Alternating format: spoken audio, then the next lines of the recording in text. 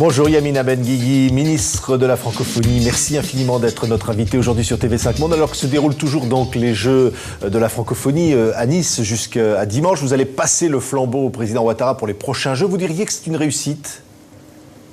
Oui, c'est une réussite puisque nous avons accueilli plus de 3300 jeunes venus de l'espace francophone. C'est le plus grand rassemblement de la jeunesse francophone.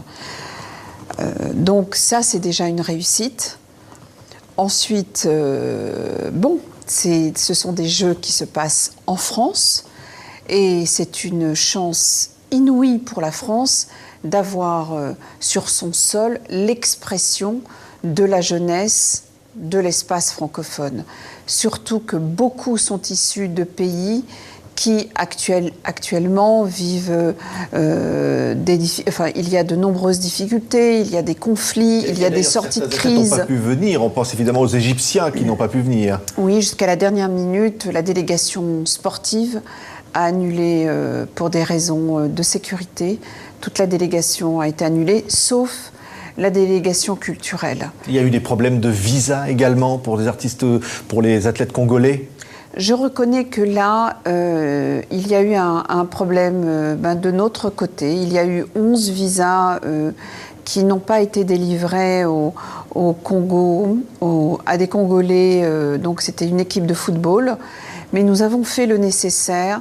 Nous comprenons l'humiliation qu'ont subi aussi, non seulement les jeunes sportifs, mais aussi l'État congolais. Et je les remercie aujourd'hui parce qu'ils ont accepté de revenir sur leur décision de boycotter les Jeux.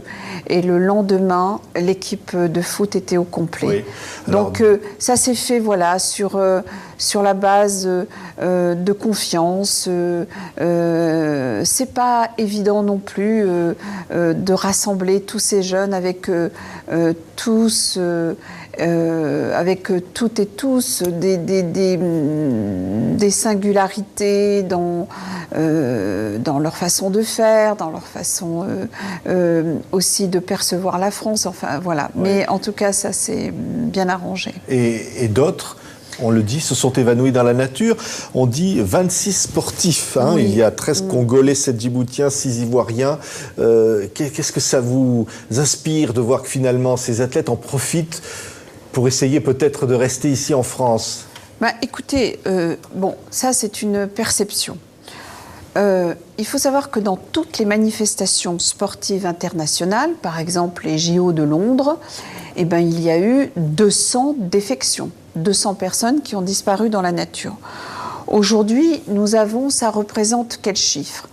0,9%, parce qu'il y a 2600 athlètes. Pour l'instant, ces jeunes ne sont pas en irrégularité sur le sol français. Ils sont recherchés tout de même. Ils sont recherchés. Nous espérons qu'ils vont rejoindre leur délégation ainsi que leur famille. Et s'ils ne rejoignent pas... Ce n'est pas vraiment... Il ne faut pas mettre ce focus là-dessus parce que, encore une fois, c'est méconnaître ce qui se passe dans les autres manifestations sportives. Mais il faut savoir aussi, par exemple, qu'au JMJ, les Jeunesses mondiales de la jeunesse, il y a eu en France de nombreuses défections. Il y a eu des dizaines de jeunes qui ont disparu dans la nature. Retrouvé. Bon, on en a retrouvé certains, mais c'est récurrent. Oui. Donc il ne faut pas que ça assombrisse les Jeux. Parce qu'au-delà des manifestations sportives et culturelles, il y a la présence de ces jeunes. Donc, un autre jeune, c'était Kerry James. Cette musique qui a fait scandale, ce rappeur, dans la cérémonie d'ouverture. Vous avez compris comment Éric Ciotti, le président du Conseil général, finalement, vous a accusé d'avoir diffusé une chanson qu'il a jugée scandaleuse, puisqu'elle attaquait la France quelque part? Il faut savoir que Kerry James est une grande vedette de la scène internationale du rap. Il fait du rap citoyen.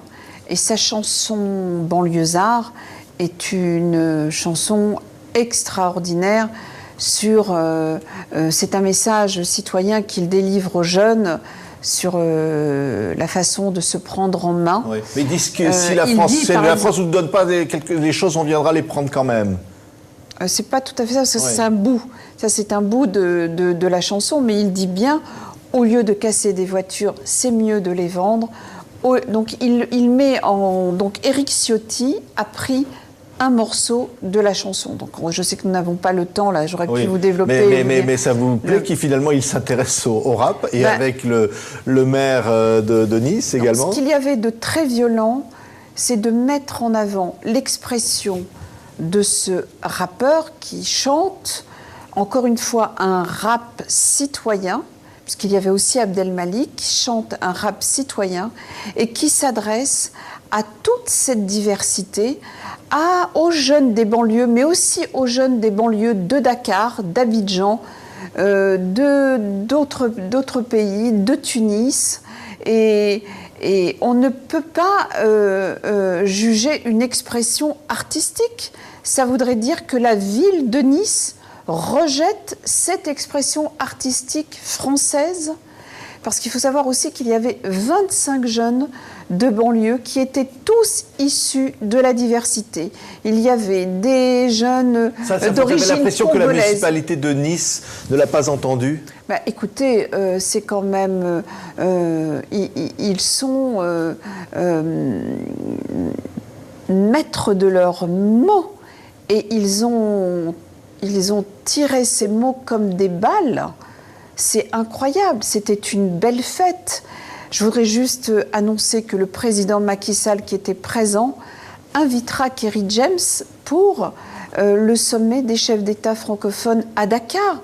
Mais enfin, lisez ce qui se passe ou écoutez ce qui se passe. Enfin, il faut entendre ce qui se passe sur les réseaux sociaux. Nous avons lu plusieurs... Je suis de l'UMP et je ne comprends pas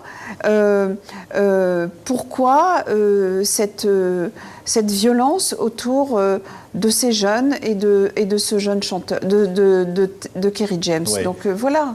Merci, Yamina Benguigui. Le 19 septembre, vous serez avec le président Hollande pour l'investiture du nouveau président malien. Il y a eu des incidents cette nuit au Mali, mais c'est une forme d'espoir aussi.